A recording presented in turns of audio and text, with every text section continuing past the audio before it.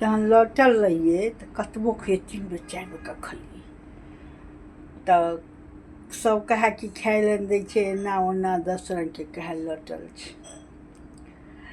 आ अखन कम खाइ छियै तो मोटा गेल छी तो सब कहै छी बड़ खाइ ये मत खाओ ये मत खाओ ये करो ये करो।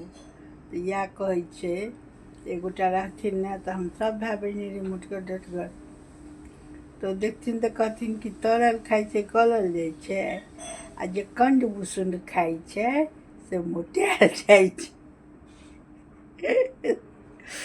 याद आबि जाइए जे हमसब जादे खाइए एते भात खाइए एते तरकारी एते तहन जाकऽ से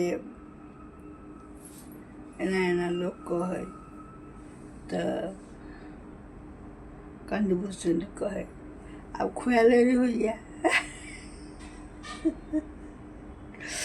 तऽ कहावत एकोटा गलत नहीं छै, सबटा सटीक। बूढ़ पुरानके बात सब इग्नोर नहीं करियौ। ओकर जे छै अखन जे छै से डॉक्टरके आ इंजीनियरके तुलना भऽ रहल छै। डॉक्टरके शुरुएसँ प्रैक्टिकल देबऽ लगै छै आ इंजीनियरके बच्चा सब प्रैक्टिकलमे बैसबो नहीं करै छै।